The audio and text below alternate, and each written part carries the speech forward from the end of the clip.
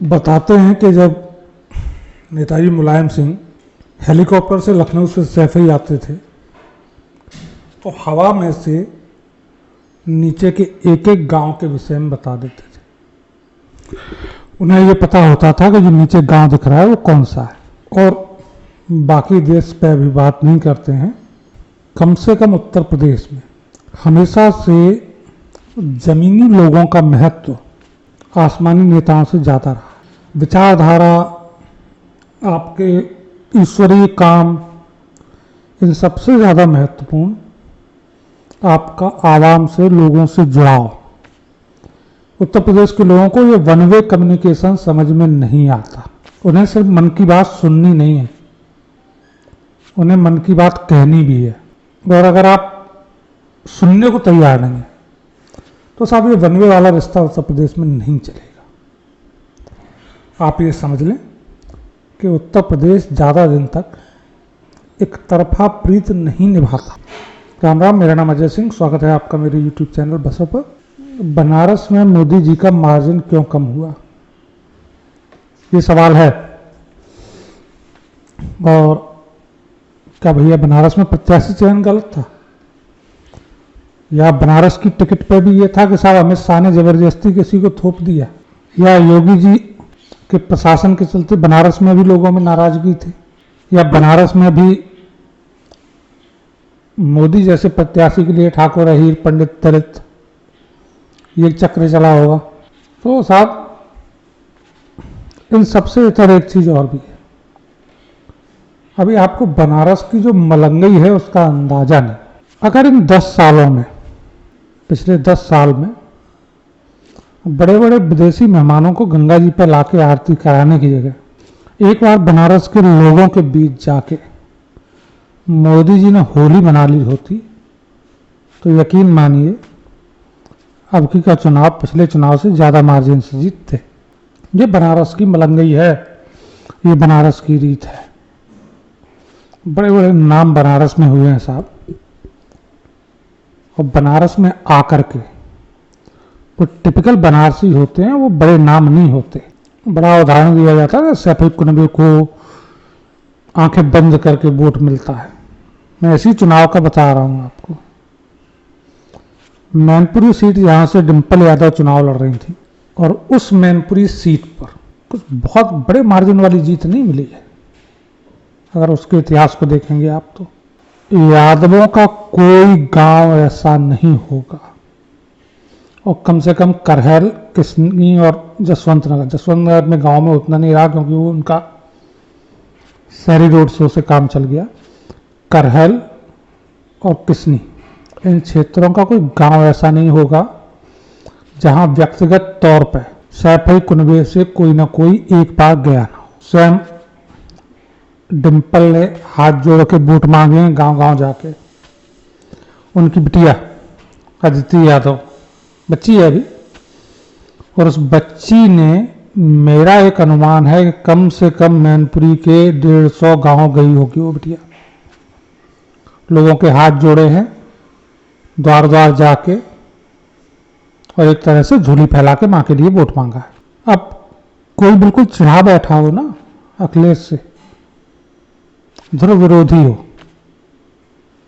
और अखिलेश की बिटिया पर्सनली उसके घर आके वोट मांगने आए, वो वोट ले जाएगी, ठेठ भाजपा ही वोट ले जाएगी। ये उत्तर प्रदेश का नेचर है। एसपी सिंह बघेल साहब आगरा से जीते हैं, उनके वो खुद अपने मुंह से कह देते हैं कि साहब आपने हवाई नेता देखे होंगे, जमीनी नेता देखे होंगे, मैं पाताली नेता हूँ। हवन, तेरवी, बरिच्छा, ब्याह, फेरा सब में पहुंचता हूँ, और तो लोगों की बकरी मरे का भी फेरा करने चला जाता हूँ। किसी की बकरी मरी है, मौका मिले उसके द्वार पर चला जाता हूँ। ये जमीनी जुड़ाव की चीज़ है। और बड़े नेताओं की बात छोड़िए साहब, उत्तर प्रदेश में योगी आदित्यनाथ जी और प्रधानमंत्री मोदी जी, अमित शाह छोड़ दीजिए। जो जिला स्तर के भाजपा के नेता हैं, ठीक है ना, वो बनारस के नहीं, पूरे उत्तर प्रदेश के सांसद हैं, विधायक हैं, ये किसी के द्वार पर झांकने नहीं जाते, किसी के मरे में शोक व्यक्त करने नहीं जाते। ये वोट मांगना, इन्हें तो ये लगता है कि पब्लिक तो देगी, हमने इतना बड़ा एहसान कर दिया इसके ऊपर, इन्हें तो वोट हमें देना ही चाहिए, इन्हें तो अपने बच्चों से भी कह जाना चाहिए कि हमें वोट दो। ये लोगों के बीच जाके वोट मांगने तक से हिचकते हैं। सबको वो है कि मोदी जी की तरह मैं भी गाड़ी की छत पे बैठूं, यूं हाथ हिलाऊं और लोग तो मुझे वोट देंगे, मैं तो स्टार हूं, मुझे प्रचार की जरूरत नहीं है, लोग तो ये सड़क पे खड़े हैं, ये मुझे देखने को खड़े हैं, मेरे साथ सेल्फी लेने को खड़े हैं। ये प्रवृत्ति अपना ली है उत्तर प्रदेश भाजपा के नेताओं ने और ज्यादातर ने। तो भैया यार, बनारस मोदी जी को हाथ हिला के वोट देने को राजी नहीं है, तुम्हारी औकात क्या है? ब्याह बारात बरिच्छा तेरहवीं मरे में अखिलेश यादव द्वार द्वार घूमे हैं पिछले 5 साल में, और उसके बावजूद भी जो उनका घर, उनका गढ़, उनका आंगन माना जाता है मैनपुरी, उस मैनपुरी में द्वार द्वार बिटिया को भेजना पड़ा वोट मांगने। तब मम्मी जी जो डिम्पल भौजी हैं वो जीती हैं। तो इस चीज का मजाक नहीं उड़ाया जा सकता। लोगों के सामने झुकने में अगर आपको शर्मिंदगी है तो फिर लोग बहुत ज़्यादा दिन तक आपका ये विकास, आपका राष्ट्रवाद, आपका राम मंदिर नहीं चलेगा बाबू, भूल जाइए।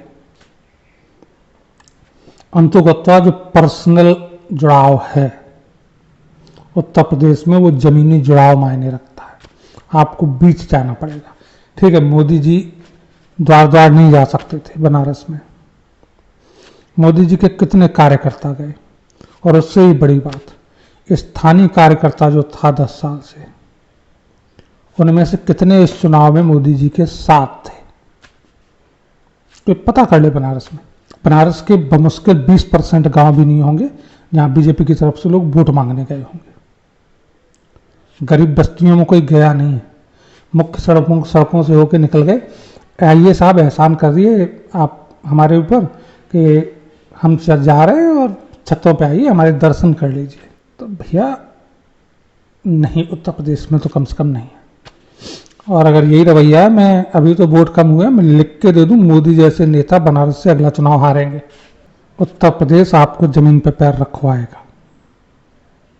और ये कमी उत्तर प्रदेश में ये स्थिति है कि भाजपा के जो तहसील जिला लेवल के नेता है ना, उनमें भी ये अहंकार है कि वो यूँ हाथ हिला के वोट मांगना चाहते हैं। हम गाड़ी की छत पर बैठेंगे, वोट दे देना, तुमने यूँ कर दी, वोटर ने भी कर दी, ठीक है जा, मिल गया। तो इस तरीके से राजनीति नहीं चलती है। 10 साल चल गई, बहुत चल गई, तो उत्तर प्रदेश तो साहब आप भूल जाइए। अगर उत्तर प्रदेश में आपको वोट चाहिए तो 2-3 चीज़ें बड़ी जरूरी है। एक, आपको लोगों की सुननी पड़ेगी, उनकी जो शिकायतें हैं दूर करना पड़ेगा। 2, लोगों से खुद जुड़ना पड़ेगा। एक तरफा मोहब्बत नहीं चलेगी, यूं करके हवाई चुम्मा उछाल के जो मोहब्बत करते हो वो नहीं चलेगी भैया, देसी वाला चलेगा। यहाँ तो मज़ा 2 तरफा होना चाहिए, ठीक है ना। अगर मैं आपके मन की सुनूंगा तो सुननी आपको भी मेरे मन की पड़ेगी, आप फिर मोदी हो या कोई और हो। अकेले एक के मन की सुन के गुजारा उत्तर प्रदेश में नहीं है। आइए, कम से कम आप नहीं तो बनारस जैसे क्षेत्र में आपके स्थानीय कुछ प्रतिनिधि होने चाहिए। के.एल. शर्मा जो जीता है अमेठी में, गांधी परिवार का प्रतिनिधि था, काम भले नहीं किया, वो लोगों के लिए उपलब्ध था, फूटी कौड़ी का काम नहीं हुआ अमेठी में, फिर भी जीता है। क्यों जीता है? कि के.एल. शर्मा आम लोगों के लिए उपलब्ध नेता था। गांधी परिवार भले नहीं आए, उसका वो प्रतिनिधि सबके यहाँ ब्याह बारात बरिच्छा 13वीं मरे गिरे, भैंस ब्याहने, पड़वे की बर्थडे मनाने, सब में पहुंचने वाला। तो आपको भी अपने प्रतिनिधि रखने पड़ेंगे जो लोगों के काम की सुन सकें। बनारस में काम पड़ रहा है किसी को तो दिल्ली नहीं जाएगा, प्रधानमंत्री जी मिल भी नहीं पाएंगे उससे, लेकिन आप बनारस के जनप्रतिनिधि हैं। आपके कम से कम 20-50 लोग ऐसे बनारस में होने चाहिए मोहल्ला लेवल पे कि जो लोग जाएं उनसे मिल लें और वो उनका काम करवा दें। इनलीगल ना करवाएं, कम से कम लीगल करवा दें। और स्थिति ये है कि इनलीगल करवाना तो दूर की बात है, प्रशासन लीगल काम के लिए भी बिना रिश्वत के बनारस में भी काम नहीं करता। प्रधानमंत्री के क्षेत्र में खूब कोर्ट का आदेश हो, आप नहीं मनवा पाएंगे प्रधानमंत्री के क्षेत्र में। अगर पुलिस ने गलती से भी किसी गलतफहमी पूछताछ के लिए भी आपको बुला लिया थाने, तो बिना दिए आप थाने से उठ के नहीं आ पाएंगे प्रधानमंत्री के क्षेत्र में। ये है स्थिति जमीन पे। और फिर आप पूछ रहे हो कि अरे साहब इतना विकास कर दिया, ये बना दिया, वो बना दिया। अरे भैया जो जमीन की मुसीबतें हैं उनकी कौन देखेगा? किसान मोदी जी का फोटो लगा के उससे पेट भर जाएगा बनारस के का? कॉरिडोर बन रहा है, ये हो रहा है, टूरिज्म आएगा 10 साल बाद भैया, जब सारा इंफ्रास्ट्रक्चर तैयार हो जाएगा और वहाँ जो बड़े बड़े उद्योगपति हैं उनके मॉल मिलेंगे। जो पिद्दी से आदमी की दुकान चल रही थी, तुमने मुआवजा दे के कह दिया जाओ, अब जब नई जगह दुकान रखेगा वहाँ रोजी नहीं चलनी। तो पहले उसका सोचने था कि ये अपनी जगह से हिले नहीं। जो पान की गुमटी तोड़ के फेंक दी गई ना, उससे फर्क पड़ता है। आपको उसका इंतजाम सोचना चाहिए था। ठीक है, विकास अपनी जगह, लेकिन विकास की वजह से जो एक तबका जो छोटा है, गरीब है, वो पिस जाता है। अयोध्या में भी यही हुआ। कोई ऐसा नहीं जैसे राम मंदिर अच्छा नहीं लगा, लेकिन जो उस इलाके में तोड़ फोड़ हुई, मुआवजे तक नहीं मिले अब तक प्रशासन से। लोगों को पेट भरना है, बच्चे पालने हैं, भक्ति करके सब तुलसी लुगाई छोड़ के सब तुलसी बाबा नहीं बन जाएंगे। तो उसका भी तो इंतजाम देखना है, बच्चे कैसे पालेगा। राम मंदिर के दर्शन करके सब फूलमाला नहीं बेच लेंगे, सब वहाँ चप्पलों की रखवाली नहीं कर लेंगे, सब प्रसाद की दुकान नहीं कर लेंगे। सब्जी बेचने वाला राम मंदिर के पास बैठ के सब्जी नहीं बेच पाएगा। वहाँ जो भक्त जाएंगे सब्जी नहीं चढ़ाएंगे, ना घर के लिए लेके आएंगे। वहाँ आसपास के मोहल्ले में सब्जी बेचता था। कपड़ा व्यापारी है, राम मंदिर के बैठ के उसके कपड़े का व्यापार नहीं चलेगा। और जब बड़े बड़े शोरूम आ जाएंगे, उसकी छोटी सी दुकान के लिए स्पेस नहीं बचेगा। लेकिन वो दुकान जो 3 पीढ़ियों से उसका घर चला रही थी, तोड़ के फेंक दी गई। तो उसका एक समाधान भी निकालना चाहिए था। समाधान छोड़ो, आपने तो मुआवजा भी नहीं दे पाए टाइम पे। मुआवजे के साथ आपको उसे व्यापार जमाने के लिए एक सहूलियत वाली जगह भी मुहैया करानी थी कि ठीक है साहब, आप यहाँ से हट रहे हो, आपको मिनिमम डिस्टेंस पे हम स्पेस अवेलेबल कराएंगे, सहायता करेंगे। कोई पूछने नहीं आया साहब। शिकायत लेके गए हैं ना इन विधायकों और सांसदों के यहाँ, धक्के मार के भगाए गए। कहाँ जाए? अब थाने में मेरा कोई काम है, तहसील में मेरा कोई काम है, वहाँ राम मंदिर में जाके एप्लीकेशन लगा के तो हो नहीं जाएगा। उसके लिए मुझे वहीं जाना पड़ेगा साहब। प्रशासन सुन नहीं रहा। या तो मेरी जेब में नोट हो तो सुनता है, नोट भी नहीं है, प्रशासन सुनेगा नहीं। बीजेपी नेता के पास जाऊं, वो कहता है यार मेरी भी नहीं सुनता, मैं क्या करूं। क्यों? क्योंकि खुली छूट मिली हुई है, कोई माई बाप ही नहीं है, कहां से होगा। फिर थकार के मैं कहीं से इंतजाम करूं, वही काम मुझे रिश्वत दे के करवाना पड़ता है। इस चरम पे उत्तर प्रदेश में भ्रष्टाचार है इस समय, और बनारस में भी है। मोदी जी जहाँ के सांसद है ना, प्रधानमंत्री जी, आप ईमानदार होंगे मोदी जी, आपके संसदीय क्षेत्र के लोगों, पुलिस प्रशासन, तहसील, कहीं कोई काम होता है ना, बिना दिए मजाल नहीं है जो करवा लें। क्योंकि बनारस में आपने कोई स्थानीय नेता भी ऐसा नहीं छोड़ा कि जो मजबूती से जाके आपकी बात कह दे। और आपका जो विरोधी, जो आपसे बहुत छोटा है कद में, उस अजय राय की आज भी ये दम है कि वहाँ स्थानीय तौर पर कोई भी काम लोगों का करवा सकता है। तो जब व्यक्तिगत काम पड़ते हैं, उनमें कोई सहायता करता है तो वो एहसान व्यक्तिगत होता है। आपने बनारस में सड़क बनाई है ना चमकती हुई, वो मेरे लिए व्यक्तिगत नहीं बनाई। लेकिन अजय राय अगर मेरा कोई काम व्यक्तिगत तौर पर करवाएंगे तो उसका एहसान सिर्फ मेरे सर पे होगा। आपकी सड़क का एहसान शायद पूरे बनारस पे, वजन उतना ज़्यादा मेरे अकेले के ऊपर नहीं है। तो ये व्यक्तिगत एहसान आपकी सड़क पे हमेशा भारी पड़ेगा। आप नहीं समझना चाहते, मत समझिए, लेकिन जो सच्चाई है वो है। पूरा उत्तर प्रदेश इस चीज़ का शिकार है। और आपकी आधी सीटें वो हैं जहाँ हार की वजह आप लोगों का हवा हवाई होना हुआ है। आप अपने ही कार्यकर्ताओं से पूछ लो साहब, और ख़ास तौर पे जो यसमैन है ना, आपको तो यसमैन पसंद है, और यसमैन से नहीं, जो पार्टी के वास्तविक ज़मीन पर काम करने वाले लोग हैं ना, एक सर्वे करा लीजिए। वो खुद इतने त्रस्त हैं, और जैसे ही मुंह में से आवाज़ निकालते हैं तुरंत कह दिया जाता है, अच्छा दलाली करना चाह रही है, सपा कल्चर में काम करना चाह रही है। अरे भैया दलाली नहीं, लोगों से किस मुंह से वोट मांगने जाए, और जिनसे वोट मांगने गया है उसके कहने पे जिनने वोट दिया है कम से कम उनके लिए कहीं तो खड़ा हो पाए। नेता का मतलब यही होता है। और आप नेता को चाहते हो पर्दे वाला नेता, जो दिल्ली से यूं करके हाथ हिलाएगा और सब होता चला जाएगा। भैया 2 चुनाव में हो चुका, ज़मीन पे भी लोगों के काम हैं। अगर मेरा खेत 7 साल से आवारा गौवंश चल रहा है तो उसका दर्द कोई राम मंदिर पूरा नहीं कर सकता। मेरा काम उस खेत की रखवाली से चलेगा। आपकी पुलिस कटीले तार या झटका मशीन नहीं लगाने देती, रिश्वत चाहिए उसे लगाने के लिए भी। मैं अपने बच्चों को उस खेती से कमा के खिलाऊं या राम मंदिर के आगे कटोरा लेके भीख मांगने बैठ जाऊं। बड़ी खुशी की बात है, राजा राम का मैं भी भक्त हूं, दर्शन करने मैं भी जाऊंगा, लेकिन भैया राम मंदिर के आगे कटोरा लेके भीख मांग के मैं अपने बच्चों को रोटी नहीं खिला सकता। उसके लिए मुझे अपनी खेती करनी होगी।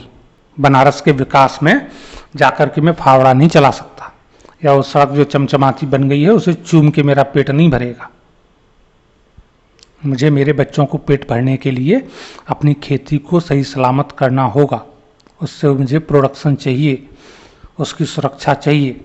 और उस खेत को जब तक गायें चल रही हैं तो साहब बहुत होते हैं, 10 साल 7 साल उसे बर्दाश्त करके धर्म के नाम पर, राष्ट्रवाद के नाम पर, राफेल के नाम पर, पीओके के नाम पर, काशी विश्वनाथ और मथुरा के नाम पर, राम मंदिर के नाम पर वोट देने वाले 4 चुनाव हैं, दिया है। लेकिन बच्चों का पेट भी भरना है, उन बच्चों के पेट भरने के लिए भी वोट देना पड़ता है। और सच्चाई ये है कि जो हरकतें हैं वो निवाला छीन रही हैं बच्चों का, और जब तक ये निवाला छीनता रहेगा तो साहब फिर गालियां देते रहो। भूखे भजन न होए गोपाला, बड़ी पुरानी कहावत है हमारे ब्रज की। पेट खाली होगा ना साहब तो राम दिखाई नहीं देते, खाली पेट में रोटी दिखती है। दुनिया का कोई मजहब रोटी से बड़ा नहीं होता, कोई धर्म नहीं हो सकता। और ये कमी है, और इसे अगर नहीं सुधारा गया 2027 पुनः दोहरा दूं, इससे भी ज़्यादा विभत्स, इससे भी ज़्यादा बुरा, इससे भी क्या भीतर रिजल्ट आएगा आगे। भैया विद्वान लोग तो साग खाली शहरों में रहते हैं, हम तो गांव के गवार लोग हैं, हम तो जो ज़मीन पे है वो बता सकते हैं। और ये ज़मीन की बात चलती रहे, चर्चा मेरी आपकी जारी रहे, इसके लिए चैनल को सब्सक्राइब करें। तब तक के लिए राम राम, वंदे मातरम।